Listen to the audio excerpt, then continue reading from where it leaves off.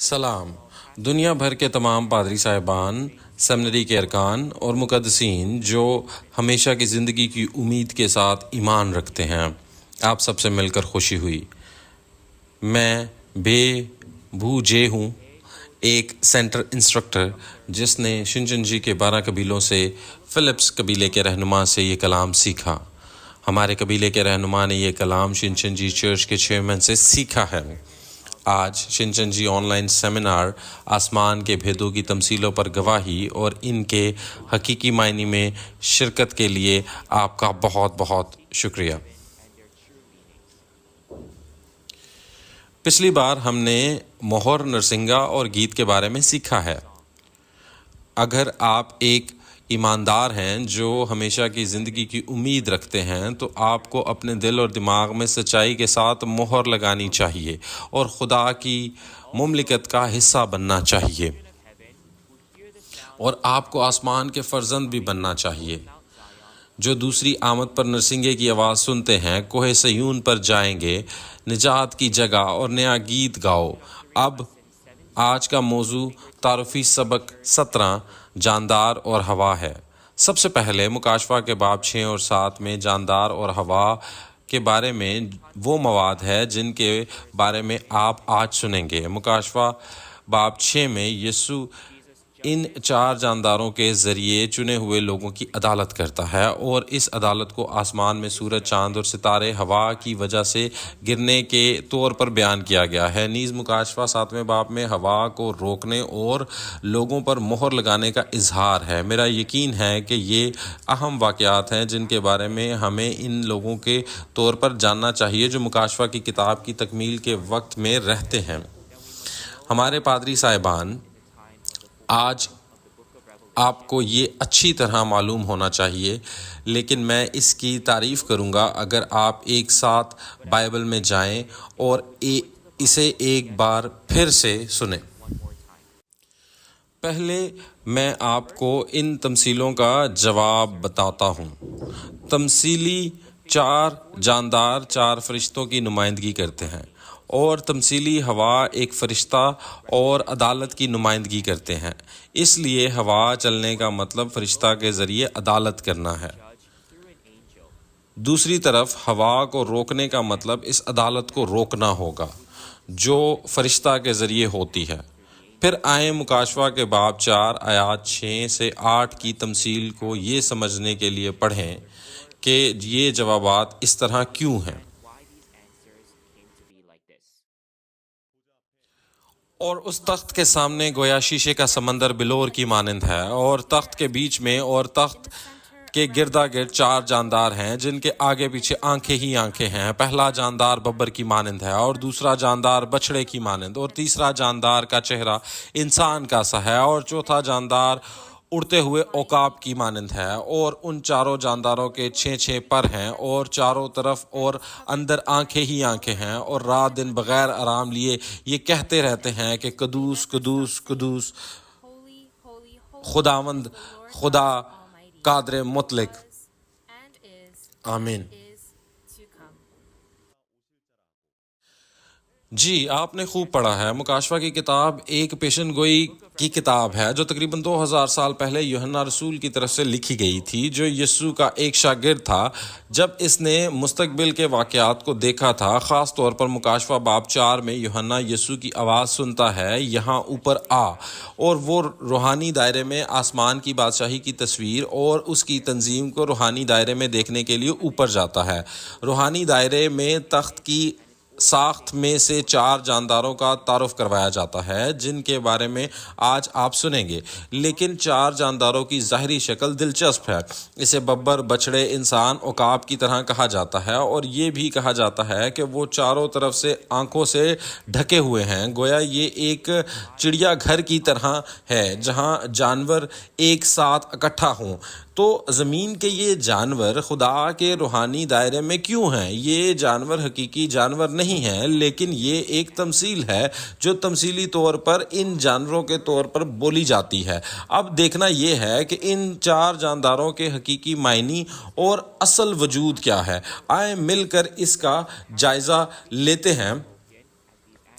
سب سے پہلے تمثیلی جانداروں کے معنی جاننے کے لیے ہمیں جسمانی خصوصیات کو جانچنے کی ضرورت ہے۔ جب جسمانی جانداروں کی بات آتی ہے، جیسا کہ پہلے ذکر کیا گیا ہے، تو وہ زندگی کے ساتھ جانداروں کا حوالہ دیتے ہیں۔ مثال کے طور پر آپ جانوروں، پودوں اور یہاں تک کہ چھوٹے جانداروں کو دیکھتے ہیں جو ہماری آنکھوں سے دیکھنے کے قابل نہیں ہیں، اجتماعی طور پر جاندار کہلاتے ہیں۔ بائبل میں جانداروں کے دو معنی ہیں، ایک جسمانی جاندار مخلوق کا ہے اور دوسرا روحانی جاندار جو جسمانی زندہ مخلوق کی خصوصیات کو استعمال کرتا ہے۔ ہم بائبل سے کچھ اقتباسات تلاش کریں گے جن میں تمثیلی جاندار پیشن گوئی کی کتاب میں ظاہر ہوتے ہیں۔ بائبل میں ان 4 جانداروں کی تصویر مختلف جگہوں پر درج کی گئی ہے اور آپ ان تصویروں میں مشترکات دیکھ سکتے ہیں۔ سب سے پہلے اگر ہم مکاشفہ کے باب 4 آیات 6 سے 8 کے کلام کو دیکھیں تو یہ 4 جاندار شیر، بچڑے، انسان اور عقاب کی طرح تھے۔ یہ وہی ہیں جو یوحنا رسول نے خدا کے روحانی دائرے میں دیکھا، ٹھیک ہے؟ لیکن پرانے عہد نامہ کے نبی حزقییل نے بھی روحانی دائرے میں خدا کے تخت کے گرد 4 جانداروں کی درج شدہ تصویر کو دیکھا۔ جب ہم حزقییل باب 1 پر جاتے ہیں تو حزقییل نے خدا کے تخت کے آنے کو دیکھا ہے اور کہا گیا کہ جانداروں کی شکل شیر، بچڑے، انسان اور عقاب جیسی تھی۔ اس کا مطلب ہے کہ 4 جانداروں کی ظاہری شکل جو یوحنا رسول نے تقریباً 2000 سال پہلے دیکھی تھی اور روحانی دائرے کی 4 جاندار مخلوقات جنہیں حزقییل نے تقریباً 2600 سال پہلے دیکھا تھا، وہ وہی ہیں جنہیں حزقییل باب 10 میں 4 کروبی کہا گیا ہے اور ان کی شکل شیر، کروبی، انسان اور عقاب جیسی تھی۔ اس سے ہم دیکھ سکتے ہیں کہ 4 جاندار اور 4 کروبی ایک ہی مخلوق ہیں جو صرف مختلف تاثرات میں استعمال ہوتے ہیں۔ اسی طرح کچھ دوسرے حصے ہیں جو صرف کچھ مختلف اظہارات کے ساتھ ایک ہی ہستیوں کا حوالہ دیتے ہیں۔ آئیں مکاشفہ 6 باب کی پہلی اور دوسری آیت کو مل کر پڑھیں۔ پھر میں نے دیکھا کہ برے نے ان 7 مہروں میں سے ایک کو کھولا اور ان 4 جانداروں میں سے ایک کی گرج کی سی یہ آواز سنی کہ آ، اور میں نے نگاہ کی تو کیا دیکھتا ہوں کہ ایک سفید گھوڑا ہے اور اس کا سوار کمان لیے ہوئے اسے ایک تاج دیا گیا اور وہ فتح کرتا ہوا نکلا تاکہ اور بھی فتح کرے۔ مکاشفہ 6 باب میں آپ دیکھ سکتے ہیں کہ جب 4 جانداروں میں سے ایک نے آؤ کا حکم دیا تو سفید گھوڑا اور اس کا سوار حکم کے جواب میں باہر نکل آئے۔ اگر آپ صرف 4 جانداروں کی شکل کو دیکھیں تو اس بار آپ 4 جانداروں کو حکم دینے کی پوزیشن میں دیکھ سکتے ہیں۔ مکاشفہ 6 باب میں نہ صرف سفید گھوڑا بلکہ سرخ، کالے اور پیلے گھوڑے بھی دکھائی دیتے ہیں۔ مختلف رنگوں کے گھوڑے 4 جانداروں کے حکم سے نمودار ہوتے ہیں۔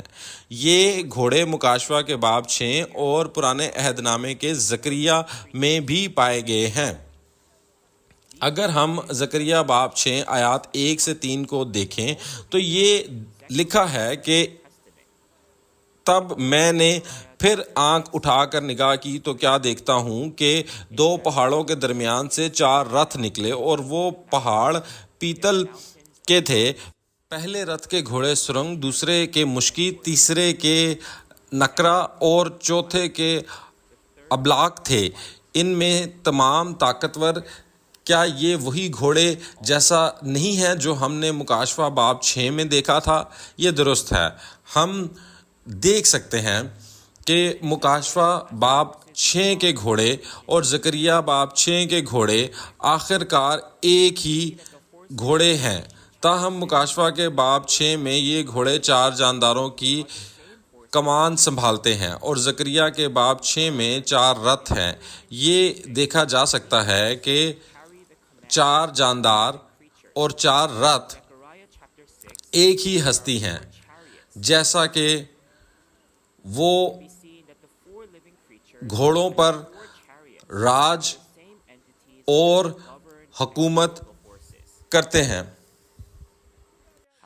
تاہم اگر ہم زکریا باب 6 آیت 4-5 پر جائیں تو زکریا نے ایک فرشتے سے ان 4 رتھوں کے بارے میں سوال کیا جو اس نے پہلے دیکھے تھے۔ اس وقت فرشتہ جواب دیتا ہے کہ یہ آسمان کے 4 فرشتے ہیں جو فٹ نوٹ کے مطابق 4 ہواؤں کو کہتے ہیں۔ اب بہت سارے الفاظ ہیں، ٹھیک ہے، لیکن آخر میں 4 جاندار، 4 کروبی، 4 رتھ اور 4 ہوا مختلف اظہار کے باوجود آخر میں ایک ہی ہیں۔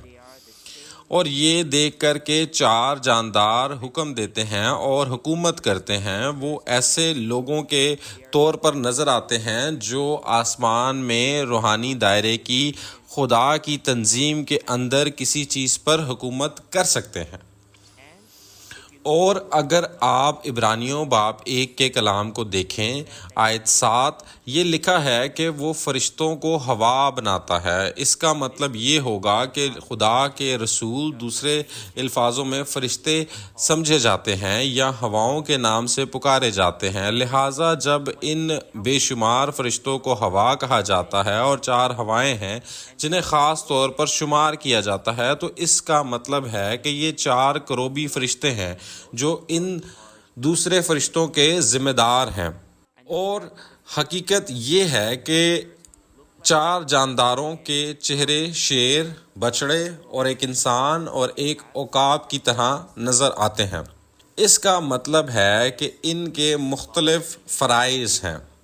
ہر چہرے کا ایک تمثیلی معنی ہوتا ہے۔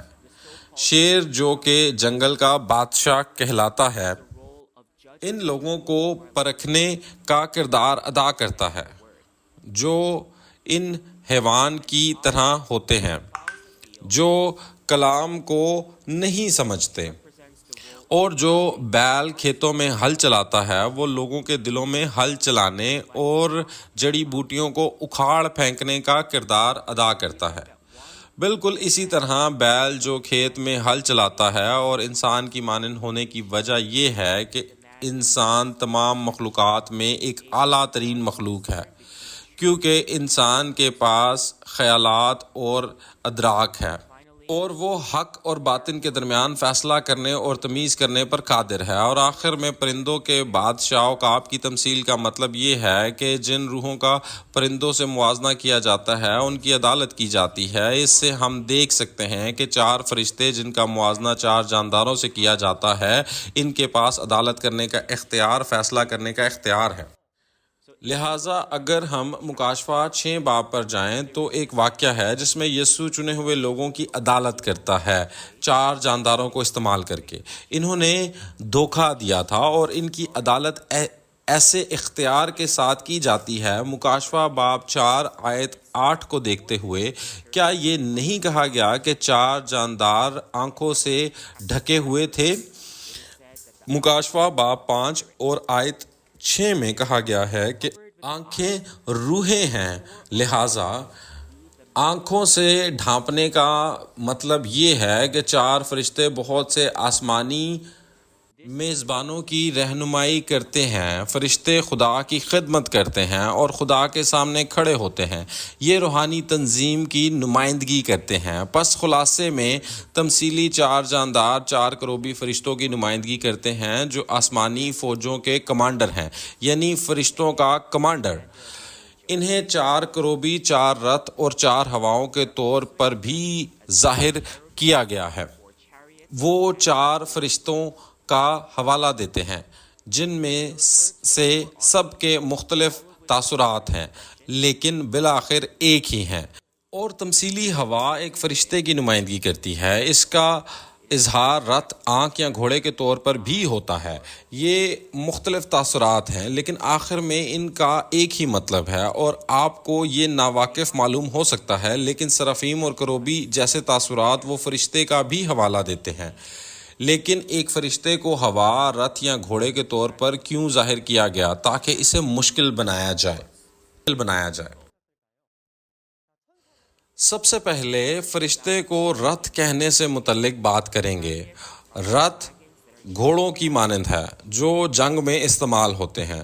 آیات موجود ہیں کہ خدا نے ان فرشتوں کو آسمانی میزبان کہا جن سے آسمانی سپاہی مراد ہیں۔ زبور 103:21 اور زبور 68 اس کی 17ویں آیت کے ذریعے خدا کے فرشتوں کا موازنہ آسمان کی فوج سے کیا گیا ہے، اور خدا کے رتھوں کا موازنہ خدا کے فرشتوں سے کیا گیا ہے جو خدا کے مقدس کی حفاظت کرتے ہیں۔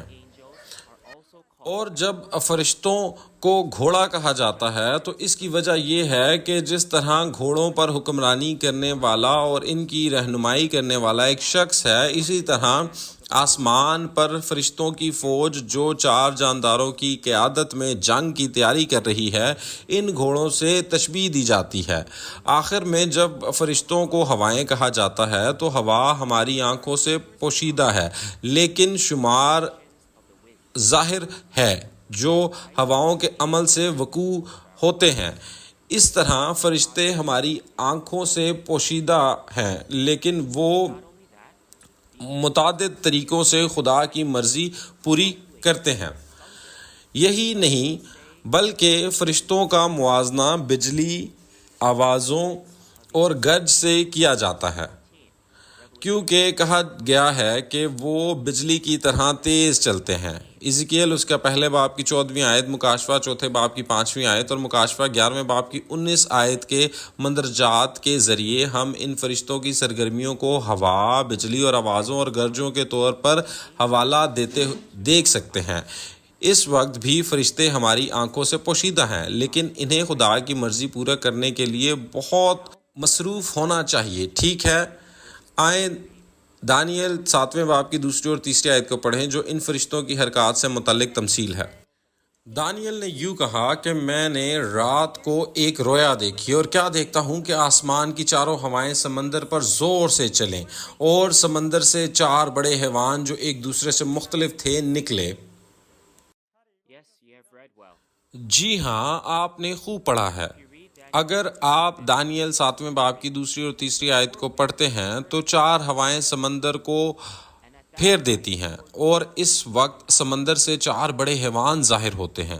حاضرین، سمندر میں ہوائیں چلنا تو عام بات ہے، لیکن یہ کہنا واقعی عجیب ہے کہ اس ہوا کی وجہ سے سمندر سے 4 حیوان ظاہر ہوتے ہیں۔ ٹھیک ہے، جب ہم سمندر کی طرف جاتے ہیں تو ہمیشہ ہوا چلتی ہے، پھر ہم نے اس قسم کے 4 حیوان پہلے کیوں نہیں دیکھے؟ یہاں تک کہ ان چاروں حیوانوں کی شکل بھی چیتے، ریچھ، شیر اور لوہے کے دانتوں والے خوفناک حیوان جیسی ظاہر کی گئی ہے، اور اگر آپ ان کے سروں اور سینگوں کو گنیں تو یہ ایک حیوان ہے جس کے 7 سر اور 10 سینگ ہیں، اور کہا جاتا ہے کہ وہ مستقبل میں خدا کے لوگوں کو اذیت دینے کا کام کریں گے۔ کیا واقعی اس کے بارے میں سوچنا ہی خوفناک نہیں ہے؟ آپ جو تمثیل پڑھتے ہیں وہ دانیل کی کتاب میں ایک پیشن گوئی ہے۔ یہ وہ واقعات ہیں جو مستقبل میں پورے ہوں گے جیسا کہ رویا میں دیکھا گیا ہے۔ پیشن گوئی کی اس کتاب میں جو مواد دیکھا گیا وہ ایسا مواد ہے جو تمثیلوں میں چھپا ہوا ہے۔ اس کا کیا مطلب ہے کہ وہ 4 ہوائیں جو 4 بڑے حیوانوں کو سمندر سے نکال کر آئیں اس ہوا کے معنی پر نظر ڈالیں جو بائبل کے ذریعے چل رہی ہیں۔ سب سے پہلے ایک حقیقی ہوا ہے، ایک جسمانی ہوا، اور ایک روحانی ہوا ہے۔ اگر آپ ہوا کی جسمانی خصوصیات کو سمجھ لیں تو آپ اس کلام کے روحانی معنی کو بہت آسانی سے سمجھ سکتے ہیں۔ ہوا پوشیدہ ہے لیکن یہ واضح طور پر موجود ہے، اور سائنسی طور پر ماحولیاتی دباؤ میں تبدیلیوں کی وجہ سے ہوا حرکت میں آتی ہے۔ تاہم ہوا کی طاقت کے لحاظ سے یہ ہمارے لیے ہوا کے جھونکے کی طرح فائدہ مند ہو سکتی ہے، لیکن بعض اوقات یہ سمندری طوفان یا آندھی کی طرح بہت زیادہ نقصان بھی پہنچا سکتی ہے۔ اگر آپ مکاشفہ کی کتاب پر چلیں تو وہاں مواد ہے جس میں ہوا چلتی ہے اور پھر رک جاتی ہے۔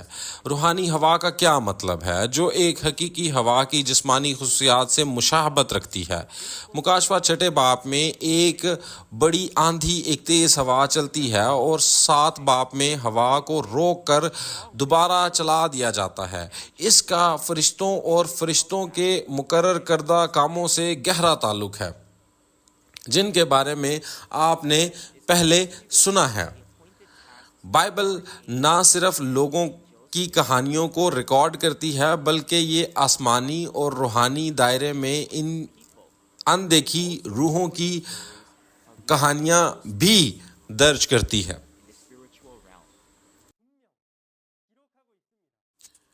اس کے بعد آئیں ایک نظر ڈالتے ہیں کہ فرشتے جن کا موازنہ جانداروں اور ہواؤں سے کیا جاتا ہے وہ دراصل کیا کرتے ہیں۔ اگر آپ مکاشفہ کی کتاب کی تکمیل کے وقت وعدہ شدہ واقعے کو دیکھیں تو سب سے پہلے 7 ستارے اور 7 پیغمبر ہیں جو راستہ تیار کرنے کے لیے چراغ کا کام کرتے ہیں، اور وہ ظاہر ہوں گے۔ اور اس واقعے کا مقام مکاشفہ 2 اور 3 باب میں سونے کے 7 چراغوں کا ایک خیمہ ہے، جو مکاشفہ 13ویں باب میں آسمان کا خیمہ ہے۔ یہاں چنے ہوئے لوگوں نے یسوع کے ساتھ اپنی پہلی محبت کو چھوڑ دیا تھا اور شیطان کے گروہ میں شامل ہو گئے تھے اور انہوں نے دھوکے کا ارتکاب کیا تھا۔ یسوع نے ان کو ایک خط لکھا جس میں ان سے توبہ کرنے کو کہا، لیکن انہوں نے توبہ نہیں کی۔ پھر ان برگزیدہ لوگوں کا انجام کیا ہوگا جو برگشتہ ہو گئے ہیں؟ مکاشفہ چھٹے باب میں جب یسوع کتاب کی 7 مہروں کو ایک ایک کر کے کھولتا ہے تو وہ ان چنے ہوئے لوگوں کی عدالت کرتا ہے جنہوں نے 4 جانداروں کے ذریعے دھوکہ دیا تھا۔ ان لوگوں کی عدالت کمان، تلوار، ترازو اور زمین کے حیوان سے ہوتی ہے۔ کمان، تلوار اور ترازو عدالت کے کلام کی نمائندگی کرتے ہیں، اور زمین کے حیوان ہلاک کرنے والے ہیں جن کا تعلق شیطان سے ہے، جو اس عدالت میں استعمال ہوتے ہیں۔ یہ دانیل 7ویں باب کے مواد جیسا ہی ہے جیسے ہم نے پہلے دیکھا تھا۔ کہا جاتا ہے کہ 4 ہوائیں سمندر کو منتشر کرتی ہیں اور ان 4 بڑے حیوانوں کو جنم دیتی ہیں، ٹھیک ہے؟ اور کیا یہ نہیں کہا گیا کہ 4 بڑے حیوان خدا کے لوگوں کو اذیت دیتے ہیں؟ یہ 4 ہواؤں کے مواد سے ملتا جلتا ہے جس میں 4 بڑے حیوانوں کا استعمال کرتے ہوئے اور خدا کے لوگوں کی عدالت کرتا ہے جنہوں نے دھوکہ دیا تھا۔ اب آئیں مکاشفہ چھٹے باب کی 12ویں اور 13ویں آیت کو پڑھیں، یہ دیکھنے کے لیے کہ اس عدالت سے کیا ہوگا۔ اور جب اس نے چھٹی مہر کھولی تو میں نے دیکھا کہ ایک بڑا بھونچال آیا اور سورج کمل کی مانند کالا اور سارا چاند خون ہو گیا، اور آسمان کے ستارے اس طرح زمین پر گر پڑے جس طرح زور کی آندھی سے ہل کر انجیر کے درخت میں سے کچے پھل گر پڑتے ہیں۔ مکاشفہ 6 باب میں سورج، چاند اور ستاروں کے زمین پر گرنے کے بارے میں کہا گیا ہے۔ سورج کمل کی طرح کالا ہو جاتا ہے، پورا چاند خون سے سرخ ہو جاتا ہے، اور زمین کے ستارے زمین پر گرتے ہیں جیسے تیز ہوا سے ہلنے پر انجیر کے درخت سے انجیر گرتے ہیں۔ زمین پر گرنے کا مطلب یہ ہے کہ اب ان کا تعلق آسمان سے نہیں بلکہ زمین سے ہے۔ مکاشفہ چھٹے باب میں 4 جانداروں کو 4 ہوائیں کہا گیا ہے۔ درختوں کے پھل تیز آندھی سے گرنے کا مطلب یہ ہے کہ ایک تیز ہوا چل رہی ہے اور ان 4 جانداروں کے ذریعے عدالت ہوئی۔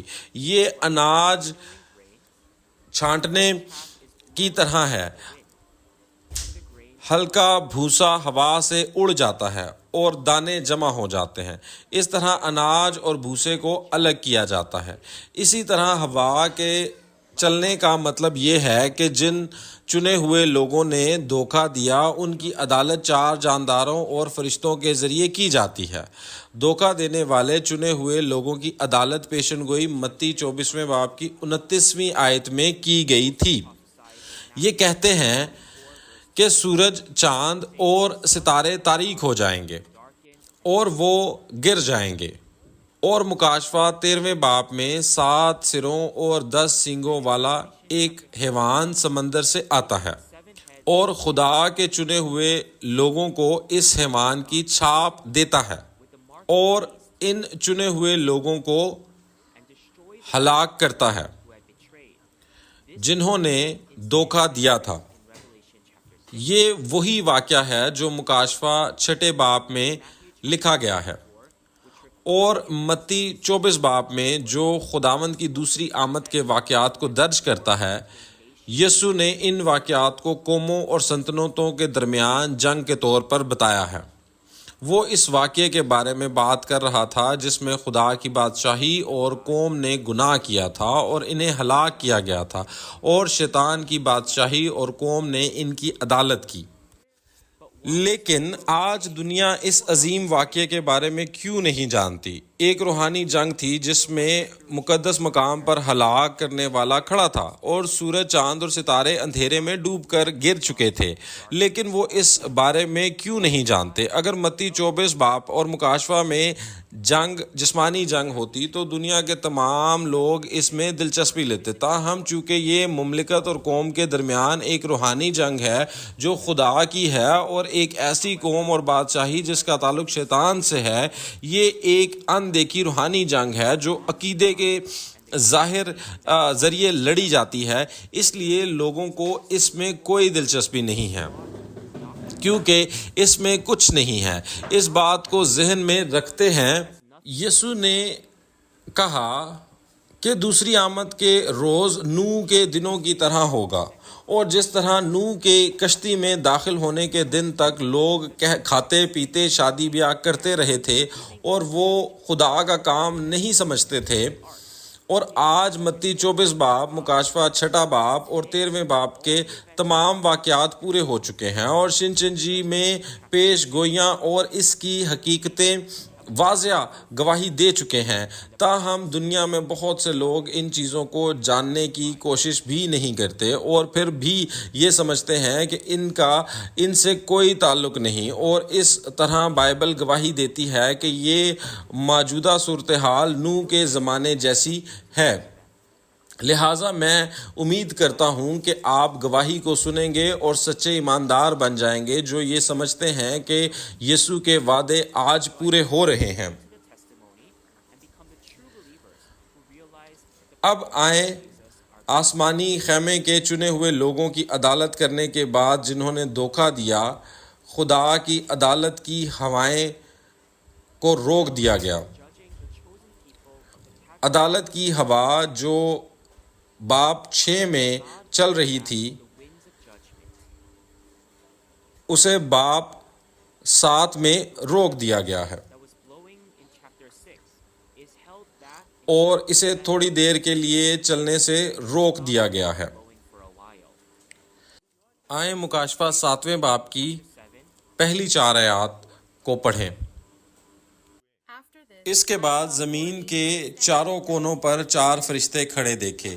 وہ زمین کی چاروں ہواؤں کو تھامے ہوئے تھے تاکہ زمین یا سمندر یا کسی درخت پر ہوا نہ چلے۔ پھر میں نے ایک اور فرشتے کو زندہ خدا کی مہر لیے ہوئے مشرق سے اوپر کی طرف آتے دیکھا۔ اس نے چاروں فرشتوں سے جنہیں زمین اور سمندر کو ضرر پہنچانے کا اختیار دیا گیا تھا بلند آواز سے پکار کر کہا کہ جب تک ہم اپنے خدا کے بندوں کے ماتھوں پر مہر نہ کر لیں، زمین اور سمندر اور درختوں کو ضرر نہ پہنچانا، اور جن پر مہر کی گئی میں نے ان کا شمار سنا کہ بنی اسرائیل کے سب قبیلوں میں سے 1,44,000 پر مہر کی گئی۔ آپ نے اچھی طرح پڑھا ہے۔ مکاشفہ 7واں باب اس کی پہلی آیت میں یہ کہتا ہے، اس کے بعد یہ جملہ اس کے بعد ایک خاص واقعے کے بعد ظاہر کرتا ہے جو واقعہ سے پہلے اور بعد کی نشاندہی کرتا ہے۔ دوسرے لفظوں میں مکاشفہ 7واں باب بتاتا ہے کہ پہلے آسمان کے سورج اور چاند اور ستاروں کے تاریک اور گرنے کے بعد مکاشفہ 6 میں آسمانی خیمے کے فیصلہ کی وجہ سے کیا ہوا۔ زمین کی چاروں ہوائیں اور انہیں خشکی پر سمندر یا کسی درخت پر اڑنے سے روکتی ہیں۔ یہاں ہوائیں کو روکنے کا کیا مطلب ہے؟ چونکہ ہواؤں کو روکنے کے لیے کہا جاتا ہے، اس کا مطلب ہوا کو اڑنے کے برعکس ہونا چاہیے جو ہم نے پہلے دیکھا تھا، ٹھیک ہے؟ اس کا مطلب ہے کہ 4 جانداروں کے ذریعے فیصلہ ختم ہو جائے گا، کیونکہ ایک فیصلہ جس میں خیمے پر ہوا چلتی ہے، جس نے دھوکہ دیا تھا، ختم ہو گیا ہے۔ پھر خدا کو ہواؤں کو روکنے اور اسے چلانے سے روکنے کی کیا ضرورت پڑتی ہے؟ مکاشفہ اس کا 7واں باب اور اس کی 3 اور 4 آیت میں خداوند کے بندوں 12 قبیلوں سے 1,44,000 کی پیشانیوں پر مہر لگانے کا واقعہ ہے، اور ان پر خدا کی مہر لگائی گئی ہے۔ جیسا کہ ہم نے پہلے دیکھا، آسمانی خیمے کے فیصلے کے بعد ہر قبیلہ سے 12,000 افراد کو مہر کرنے کے لیے ہوا کو روک دیا گیا ہے۔ 12 قبیلوں کے 1,44,000 افراد، اس کا مطلب ہے کہ فیصلے کو کچھ دیر کے لیے روک دیا گیا ہے۔ ہم نے آخری سبق میں مہر کو دیکھا، ٹھیک ہے؟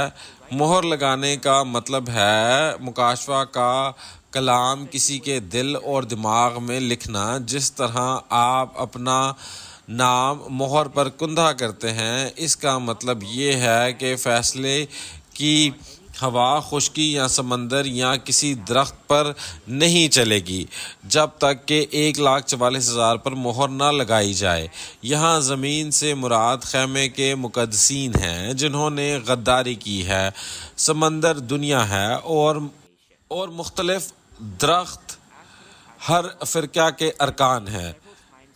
جہاں تک خیمہ گاہ کا تعلق ہے، جیسا کہ ہم نے فیصلہ مکمل ہونے سے پہلے کئی بار دیکھا، اور سمندر دنیا کے خلاف ہوا نہیں چلی ہے، تاہم چونکہ یہ کہا جاتا ہے کہ یہ ہوا صرف اس وقت تک روکی جاتی ہے جب تک کہ 1,44,000 پر مہر نہیں ہو جاتی، ہم دیکھ سکتے ہیں کہ جب یہ مخصوص نمبر بھر جائے گا تو یہ دوبارہ ہوا چلے گی۔ پھر یہاں کے 12 قبیلوں میں سے 1,44,000 کو مہر کیا ہے؟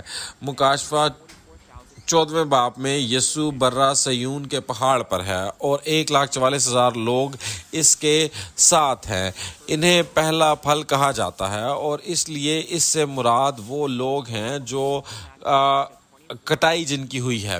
نیز متی اس کے 24 باب کے مطابق جب روحانی رات آتی ہے، جب سورج، چاند اور ستارے تاریک ہو کر گر جاتے ہیں، یہ کہتا ہے کہ یسوع فرشتوں کے ساتھ نرسنگا بجاتا ہے اور چنے ہوئے لوگوں کو جمع کرتا ہے۔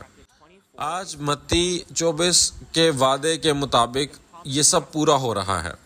جب وعدہ کیا ہوا پاسٹر ایک نرسنگا بن جائے گا اور نجات کا نرسنگا پھونکا جائے گا، وہ لوگ جو نرسنگے کی آواز سنتے ہیں اور زمین کے ایک سرے سے دوسرے سرے تک ہر طرف سے جمع ہوتے ہیں 1,44,000 سے، اور خدا کے کلام کو ان کے دلوں پر اور دماغوں پر کندھا کر کے وہ اس نئی بادشاہی میں نئے خادم اور نئے پادری بن جاتے ہیں، جیسا خدا کے مکاشفہ کی کتاب کے مکمل ہونے پر تخلیق ہوتا ہے۔ اسی طرح یہ کوہ صیون ہے جہاں 12 قبیلے جو اس طرح سے کٹائی اور مہر کیے گئے ہیں واقع ہیں، گواہی کے خیمے کا مسکن بن جاتے ہیں جہاں پر غالب آنے والا ہے، اور یہ نیا آسمان نئی زمین ہے۔ جب یہاں کوہ صیون پر 1,44,000 کو مہر کرنے کا کام ختم ہو جائے گا تو کیا ہوگا؟ آئیں مکاشفہ 7ویں باب کی 9ویں آیت کو پڑھیں۔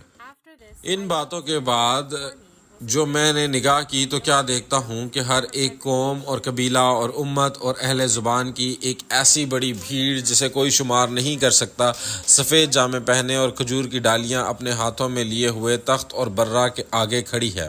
جی ہاں، آپ نے خوب پڑھا ہے۔ لکھا ہے کہ اس کے بعد ایک بڑی بھیڑ ہے جسے ہر ایک قوم، قبیلہ اور زبان سے کوئی شمار نہیں کر سکتا تھا، اور وہ خدا کے تخت کے سامنے اور برہ کے پاس آتے ہیں۔ یہاں اس کے بعد سے مراد وہ ہے جب 12 قبیلوں میں سے 1,44,000 کو مہر کیا گیا ہے۔ یہ کہا گیا ہے کہ 1,44,000 مہر ہونے تک ہوا روک دی گئی ہے، لیکن اب جب کہ مہر لگانے کا عمل مکمل ہو چکا ہے، ہوا کا کیا ہوگا؟ جی ہاں، یہ دوبارہ چلے گی۔ اسے مکاشفہ 7ویں باب کی 14ویں آیت میں بڑی مصیبت کہا گیا ہے۔ اس عظیم آفت میں سے ہر قوم، قبیلہ، لوگ اور زبان کے لوگ یہ کہتے ہوئے نکلتے ہیں کہ یہ خداوند یسوع مسیح کا سچا کلام ہے اور یہ حقیقت میں خدا کا کلام ہے جو کہ حق ہے۔ تو باہر آنے والوں نے سفید لباس پہنا ہوا ہے۔ اس کا حوالہ دیا جاتا ہے۔ مکاشفہ 7ویں باب کی 14ویں آیت میں یہ کہا گیا ہے کہ انہوں نے برے کے خون سے اپنے جامے دھوئے ہیں اور انہیں سفید کیا ہے۔ یہاں کے لباس یا لباس سے مراد ہمارے دل کے لباس ہیں، جسمانی لباس نہیں۔ لہٰذا جس خون میں کپڑے دھوئے جائیں، اور کیا وہ اصل خون ہوگا؟ نہیں ہے نا؟ ہمارے دلوں کو صرف یسوع کے خون سے ہی صاف اور سفید کیا جا سکتا ہے۔ اسی لیے ہم کہتے ہیں کہ سفید کپڑوں سے مراد وہ دل ہے جو یسوع کے خون اور اعمال سے دھویا گیا ہے۔ کیا یوحنا اس کے 15ویں باب کی 3 آیت میں یسوع نے یہ نہیں کہا کہ آپ پہلے ہی پاک ہیں کیونکہ میں نے آپ سے بات جو کلام کیا ہے؟ لہٰذا یسوع کا کلام ہی ہے جو گناہوں اور بدیوں کو دور کرنے کے لیے استعمال کیا جاتا ہے، اور تب ہی ہم گناہ کے بغیر مقدس بنیں گے اور آسمانی لوگوں کے طور پر اہل ہوں گے جو خدا اور یسوع کے ساتھ مل کر رہ سکیں۔ چونکہ وہ یسوع کے خون سے دھوئے گئے تھے، اس لیے سفید جاموں میں بڑی بھیڑ کو خدا کی بادشاہی کے لوگ کہا جا سکتا ہے، جنہوں نے گناہوں کا کفارہ حاصل کیا۔ یہ کہا جاتا ہے کہ یہ مصیبت زدہ سفید جاموں میں بڑی بھیڑ خدا اور برہ کے تخت کے سامنے جمع ہوں گے۔ اور اگر آپ مکاشفہ 14 باب پر جائیں تو لکھا ہے کہ میرے سامنے کوہ سیون پر ایک برہ کھڑا تھا اور اس کے ساتھ 1,44,000 لوگ تھے۔ کیا یہی بات کہی جاتی ہے اس آیت میں؟ پر چونکہ یسوع کوہ سیون پر ہے اور مکاشفہ 7 باب میں 1,44,000 لوگ 12 قبیلوں کے طور پر قائم کیے گئے ہیں، تو ہم دیکھ سکتے ہیں کہ خدا اور برہ کے تخت کے سامنے وہ جگہ جہاں سفید جاموں میں بڑی بھیڑ جمع ہوتی ہے، وہ جگہ ہے جہاں 12 قبیلوں کے 1,44,000 لوگ موجود ہیں۔ لہٰذا شنشن جی کے 12 قبیلے اس سیمینار کے ذریعے پوری دنیا میں مکاشفہ کے کلام کی گواہی دے رہے ہیں جسے آپ سن رہے ہیں، اور لا تعداد لوگ جنہوں نے اس کلام کو سنا اور سمجھا اکٹھے ہو رہے ہیں۔ یہ بہت عظیم کام ہے جو پورا ہو رہا ہے۔ تو اب ہم مختصر طور پر بتاتے ہیں جو ہم نے آج شیئر کیا ہے۔ سب سے پہلے تمثیلی ہوائیں فرشتے اور عدالت ہے۔ ہوا چلنے کا مطلب یہ ہے کہ فرشتوں کے ذریعے عدالت کی جا رہی ہے، اور ہوا کے رکنے کا مطلب یہ ہوگا کہ فرشتوں کے ذریعے جو عدالت کی جاتی ہے اس عدالت کو روک دیا جاتا ہے۔ تو اب ہم خلاصہ کرتے ہیں ان تمام چیزوں کا جو ہم نے آج دیکھی ہیں۔ تمثیلی جاندار 4 فرشتوں کا حوالہ دیتے ہیں، اور تمثیلی ہوا سے مراد فرشتے اور عدالت ہے۔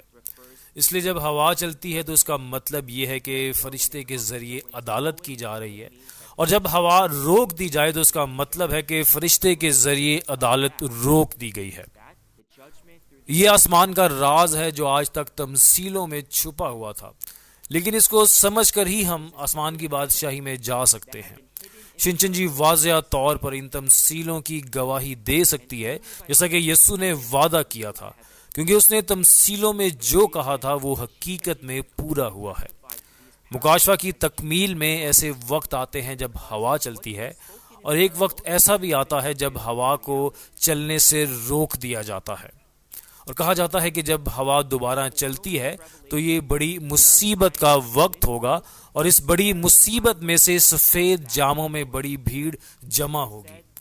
انجیل کی تکمیل کی گواہی بہت سے لوگوں کو سنائی جا رہی ہے، اور سفید جاموں میں بڑی بھیڑ کوہ سیون کی طرف آئے گی جہاں خدا اور یسوع ہیں۔ میں امید کرتا ہوں کہ تمام مقدسین جو اس سیمینار کو سن رہے ہیں وہ آسمان کی بادشاہی کے راز کی تمثیلوں کے کلام کو نہ صرف سنیں گے بلکہ اسے سمجھیں گے بھی۔ اس پاسٹر اور مقدس کو تلاش کریں جس کے ساتھ یسوع اور خدا ایک ساتھ ہے، اور عدالت سے بچنے کے لیے ایک ہو جائیں تاکہ اس بڑی مصیبت سے بچا جا سکے۔ اگلا سبق تمثیلی موت اور قیامت کے بارے میں ہوگا۔ امید ہے کہ آپ اگلے سبق کو بھی غور سے سنیں گے اور آسمان کی بادشاہی کے رازوں کو جان لیں گے اور آسمانی لوگ بن جائیں گے۔ ایسے لوگ بنیں گے جن کا تعلق آسمان سے ہوگا اور جنہیں خدا پہچانے گا۔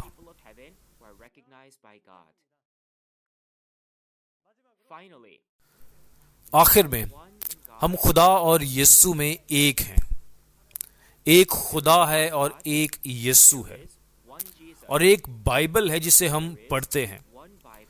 مجھے امید ہے کہ پوری دنیا سچائی کے ظاہر شدہ کلام میں ایک ہو جائے گی، اور ہم جلد از جلد امن کی دنیا قائم کر سکتے ہیں۔ ہم ایک ہیں۔ آئیں دعا کرتے ہیں۔ اے خدا باپ، اے خالق، ہم آپ کے واقعی شکر گزار ہیں شنچن جی آن لائن سیمینار میں تمام پیارے مقدسین اور پاسٹر صاحبان کی رہنمائی کرنے، اور آج اس وقت ہم سب پر حکومت کرنے کے لیے ہم آپ کا تہ دل سے شکریہ ادا کرتے ہیں۔ اے باپ خدا، ہم نے آج تمثیلی جانداروں اور ہواؤں کا جائزہ لیا ہے۔ ہم آپ کا تہ دل سے شکریہ ادا کرتے ہیں کہ آپ نے ہمیں آسمانی بادشاہی کا راز جو بائبل میں چھپا ہوا تھا اور ہمیں اس شاندار کلام کے ذریعے حقیقی معنی کو سمجھنے کی اجازت دی۔ ہمارا یقین ہے کہ اگر ہم وہ ایماندار ہیں جو آسمان کی بادشاہی اور نجات کی امید رکھتے ہیں تو ہمیں اس مکاشفہ کے کلام کو سمجھنا چاہیے۔ براہ کرم ہر ایک کے دل کا دروازہ کھولیں اور ہر ایک کو سمجھنے کے لیے دل، دیکھنے کے لیے آنکھیں اور سننے کے لیے کان عطا فرمائیں۔ براہ کرم ان کی مدد کریں کہ وہ بقیہ تعارف اسباق بھی اچھی طرح سے سن سکیں، اور براہ کرم لا تعداد فرشتوں کو حکم دیں اور انہیں ہمارے تمام پیارے پادری صاحبان کے پاس بھیجیں تاکہ یہ قیمتی کلام ان تمام مقدسین کو اچھی طرح سے سنایا جا سکے جن کی پرورش پادری صاحبان کرتے ہیں۔ ہم آپ سے دعا گو ہیں کہ آپ سب کی حفاظت کریں اور ہر ایک کے ساتھ رہیں تاکہ ہر شخص جسمانی اور روحانی طور پر تندرست ہو اور ہم بقیہ سیمینارز کے لیے اکٹھا جمع ہو سکیں۔ اور یہ تمام باتیں ہم اپنے نجات دہندہ یسوع مسیح کے نام پر مانگتے ہیں جو ہمیں موت سے زندگی میں لے کر آیا۔ آمین۔ آخر تک سننے کا بہت شکریہ۔